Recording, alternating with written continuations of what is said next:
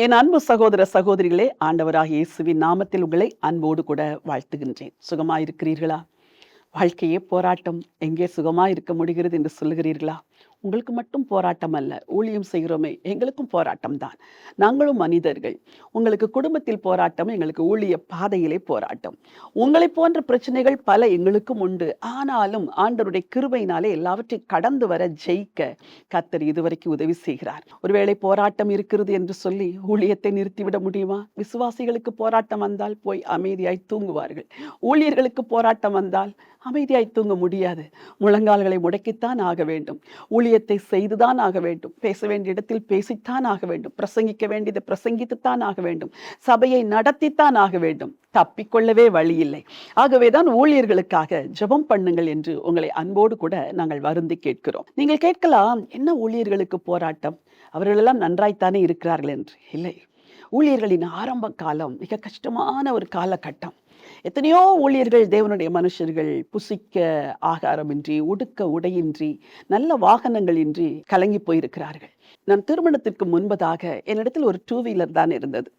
எனக்கு இருந்த கிளினிக்கு போகும் பொழுதும் அந்த 2 வீலரில் தான் போவேன். ஊழியத்திற்கு போகும் பொழுதும் நானும் என் சிநேகிதியும் அந்த 2 வீலரில் தான் போவோம். கிட்டாரை கையில் வைத்துக்கொண்டு செல்லுவோம். நாட்கள் ஆக ஆக அந்த 2 வீலரில் போவது கொஞ்சம் கஷ்டமாயிருந்தது. என்ன செய்வோம், எங்கேயாவது ஒரு இடத்தில் அந்த 2 வீலரை நிறுத்திவிட்டு நானும் என் சிநேகிதியும் ஆட்டோவிலே போவோம். அப்பொழுது ஆட்டோவில் போனால் ஒரு கௌரவம். ஒரு நாளும் ஆண்டவருடைய வேலை செய்வதற்கு வெட்கப்பட்டதே இல்லை. எத்தனையோ நாட்கள் பொது பேருந்திலே நான் ஏறி ஊழியத்திற்கு சென்றிருக்கிறேன் திருமணத்திற்கு முன்பாக. ஆனால் நாட்கள் ஆக ஆக கர்த்தர் எல்லாவற்றையும் மாற்றினார். ஆண்டவர் ஊழியத்தின் எல்லைகளை விஸ்தாரமாக்கினார். கனத்திற்குரிய பாத்திரமாய் மாற்றினார். அழைக்கிறவர்கள் எல்லாரும் அவர்களே ஏர் டிக்கெட் போட்டு கூப்பிடுகிறார்கள். அப்படிப்பட்ட ஒரு நிலைமையிலே கர்த்தர் வைத்திருக்கிறார். ஒருவர் கேட்டார், நீங்கள் என்ன ஊழியத்தில் மேலே வந்தவுடன் எல்லாவற்றுக்கும் நீங்கள் ஃப்ளைட்டில் தான் போவீர்களா?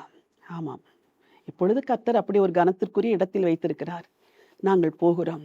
ஒரு காலத்தில் நடந்து போனோமே, அந்த கஷ்டங்கள் உங்களுக்கு தெரியாது. ஒரு காலத்தில் பொது பேருந்தில் போனோமே, அந்த கஷ்டங்கள் உங்களுக்கு தெரியாது. ஒரு காலத்தில் 2 வீலரை ஓட்டிக்கொண்டு ஒரு கிட்டாரை வைத்துக்கொண்டு நாங்கள் போனோமே, அதெல்லாம் உங்களுக்கு தெரியாது. இப்பொழுது கர்த்தர் மேலாக வைத்திருக்கும் பொழுது ஏன் கேள்விகள் கேட்கிறீர்கள் என்று நான் அவரிடத்தில் சொன்னேன்.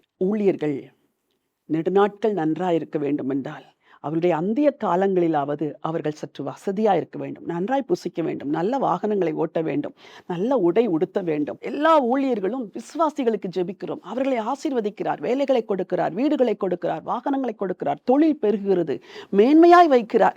அப்படி கண்ணீரோடு ஜெபித்த ஒரு ஊழியனை ஆண்டவர் தாழ்மையாய் வைப்பாரா? வைக்கவே மாட்டார். அவன் நன்றாயிருந்தால் விரல் நீட்டாதிருங்கள். அந்த ஊழிய குடும்பம் ஆசீர்வாதமா இருந்தால் பழி பேசாதிருங்கள்.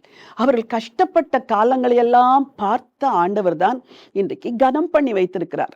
ஒரு எஜமான் உயர்த்தும் பொழுது நாம் அதை கேள்வி கேட்க நமக்கு தகுதி கிடையாது. சரி, இன்றைக்கு ஒரு வசனத்தை உங்களுக்காய் வாசிக்க விரும்புகிறேன். பிலிப்பியர் 1ஆம் அதிகாரம் 30வது வசனம். நீங்கள் என்னிடத்தில் கண்டதும் எனக்கு உண்டென்று இப்பொழுது கேள்விப்படுகிறதுமான போராட்டமே உங்களுக்கும் உண்டு. பவுல் ஊழியத்தின் ஆரம்பத்திலே அவர் சந்தித்த போராட்டங்கள் வேறு. ஆனால் ஊழியம் பெருக பெருக பெருக அவருடைய ஊழியத்தினால், சுவிசேஷ வேலையினால் அநேக ஆத்துமாக்கள் கர்த்தருக்குள் வளர அவர் சபைகளை எல்லாம் ஸ்தாபிக்கும் பொழுது போராட்டங்கள் பெருகி கொண்டுதான் போனது. ஒரு ஊழியனுக்கு வாழ்வின் கடைசி வரைக்கும் சுவிசேஷத்து நிமித்தம் போராட்டம் உண்டு.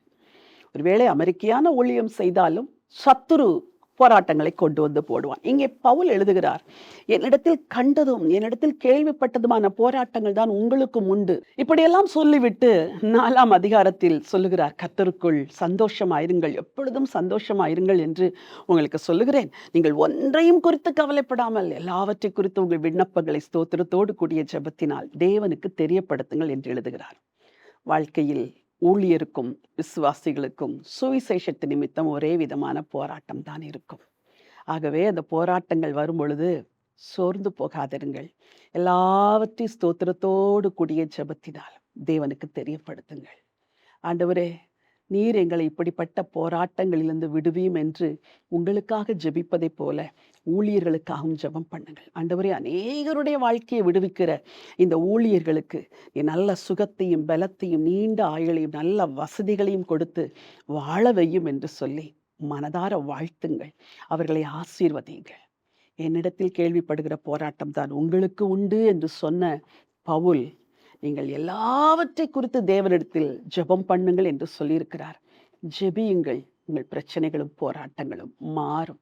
சந்தோஷமாயிருங்கள், கர்த்தர் நிச்சயமாய் கிரியை செய்வார். பரிசுத்தமுள்ள தேவனே, உன்னதமான ஆண்டவரே, இந்த உலகத்தில் உம்மை நம்புகிற விசுவாசிகளுக்கும் ஊழியர்களுக்கும் ஒரே விதமான போராட்டங்கள் இந்த உலகத்தில் இருக்கிறது. அதிலும் ஊழியர்களுக்கு வித்தியாசமான போராட்டங்கள் இருக்கிறபடினாலே ஊழியம் செய்கிற தேவனுடைய பிள்ளைகளை நீங்க பலப்படுத்துங்கப்பா.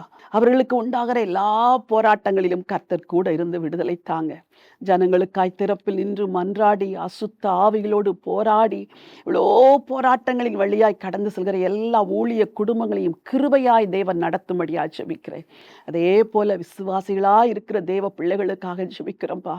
ஒன்றையும் குறித்து கவலைப்படாமல் எல்லாவற்றை குறித்து ஸ்தோத்திரத்தோடு கூடிய ஜெபத்தினால் தேவனுக்கு தெரியப்படுத்தும் பொழுது எல்லா புத்திக்கும் மேலான தேவ சமாதானம் இருதயங்களையும் சிந்தைகளையும் ஆண்டு கொள்ளும் என்று சொன்னீரே, அந்த ஜீவ வார்த்தைக்காக நன்றி. எல்லா பாரங்களையும் கர்த்தரிடத்தில் ஊற்றிவிட்டு கர்த்தர் தருகிற புத்தி கெட்டாத சமாதானத்தை பெற்று இந்த உலகத்தில் வாழ உதவி செய்யுங்க. ஆசீர்வதிங்கப்பா. ரட்சகர் இயேசுவின் நாமத்தில் பிதாவே, ஆமென். பிரியமானவர்களே, ஆண்டவர் இந்த போராட்டம் நிறைந்த உலகத்தில் ஜெபம் என்ற ஒரு ஆயுதத்தை வைத்திருக்கிறார். எல்லாவற்றையும் தேவனுக்கு தெரியப்படுத்துங்கள். பிரச்சனைகளும் போராட்டங்களும் மாறுவதற்கு முன்பதாகவே உங்கள் சிந்தை மாறும், மனதில் சமாதானம் உண்டாகும். அது உங்களை வெற்றிக்கு நேராய் நடத்தி செல்லும். இந்த நினைவோடு மன சமாதானத்தோடு இந்த நாளை துவங்குங்கள். இந்த நாள் ஒரு வெற்றியின் நாள். God bless you.